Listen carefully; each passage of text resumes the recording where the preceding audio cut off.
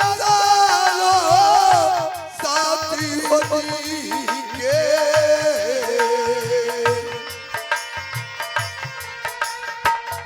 आ भूल ले छड़िया कथावा अभी हारे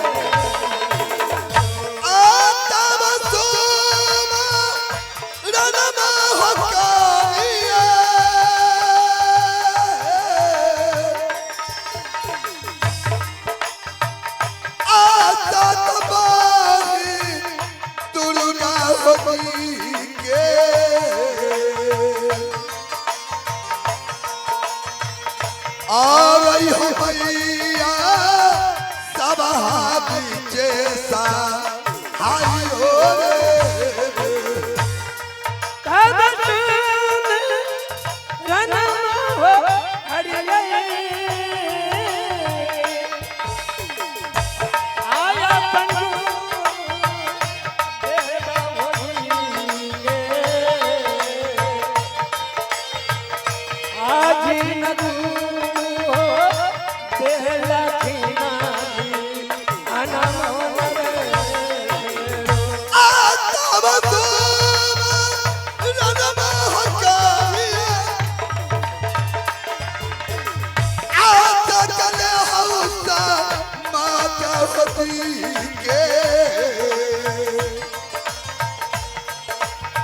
आ गई भैया सब बीचे सा हाय हो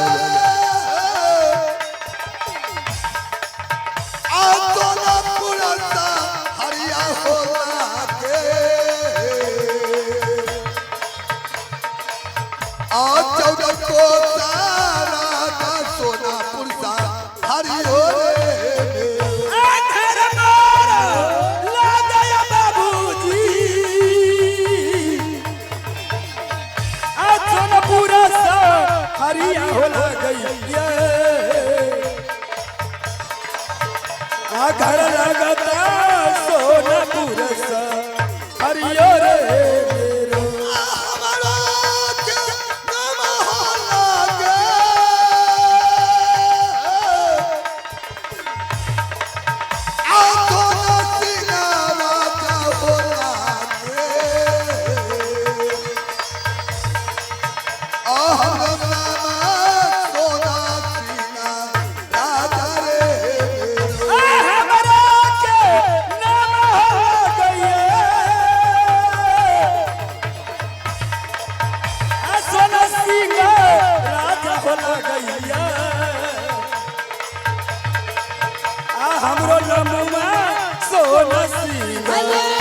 जबो रे मेरो। तो याद रहे प्यारे सजनो, हमारा घर सोनापुर शहर पड़ता है। ये 14 कोस की रात सोनापुर शहर है। हमारा नाम राजा सोना सिंह पड़ता है।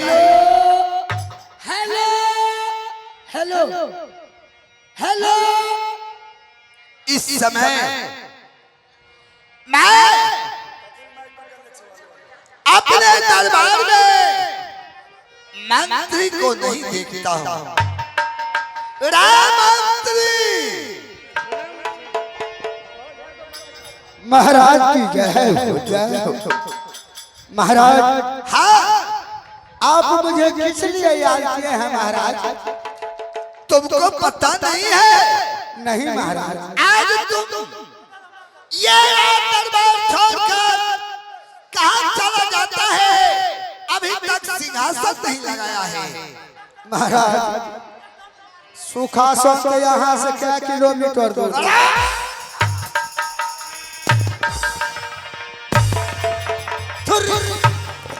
थुर्री थुर्री मैं कह रहा हूँ सिंहासन लगाने के लिए तो बेहुदा तुम सुखासन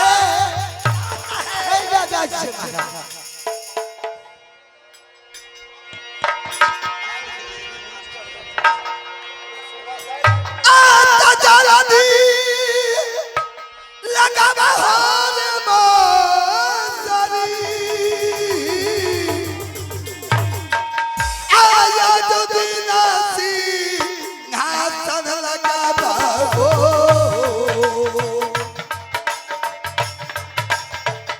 आता लगा बहो सोनापुरा सिंहासन रे।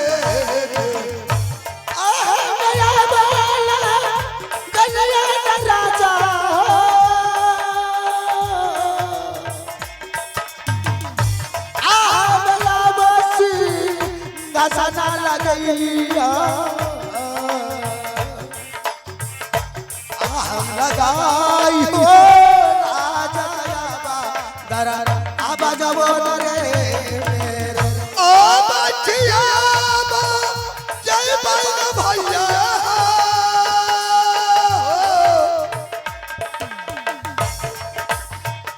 आला गदारा बारा न बैठाता।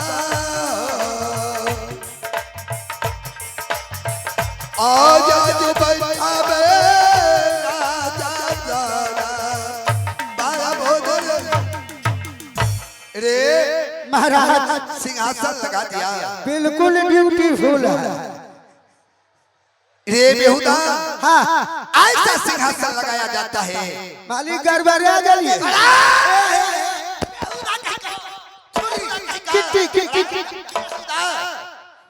मौसरी वाला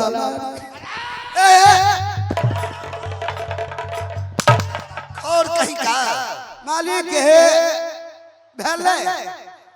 अरे हो गया।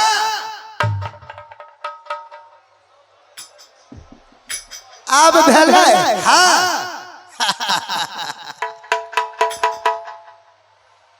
मंत्री है रे। जिसे पिताजी आज तक मुझे सामने कुर्सी पर नहीं बैठा, आज उसको बिठा कुर्सी पर बैठकर मुझे मंत्री कहकर बुला रहा है। ठीक है, मैं चल रहा हूँ। राजमंत्री है रे। जी साहब। अरे बेहुदा ये साइड आओ। क्या कहे? ये साइड आओ। आगे। रामदादा ये साइड आओ।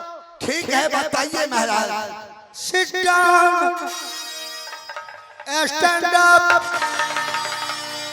बात ऐसा है मंत्री। हाँ, हम बहुत दूर से घूम को आए हुए, हम थोड़ा सा थक गए हैं, थोड़ा पैर दबाओ।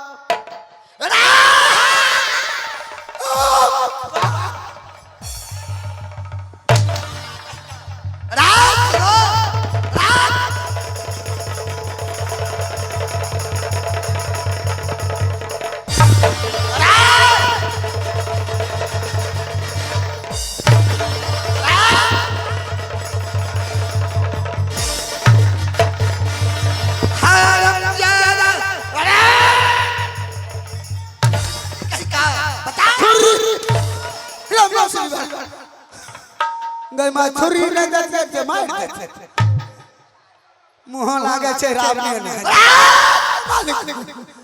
हो बाप मारिए महाराज महाराज बोलो इतना ने मार मारा पैजामा सब फाड़ दिया कहीं का नहीं बोलबो नहीं चलियो ना चलिए है जगह मार के साथे मालिक सुनो इस समय मन नहीं लगता है ये सोनापुर राज में एक ऐसा गाने वाले की बुलाओ गान और नाच दोनों करेगी तब मेरा मन लगेगा।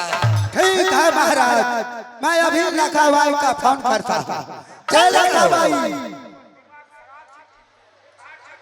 शिवानी पीड़िए छोटे जल्दी आवा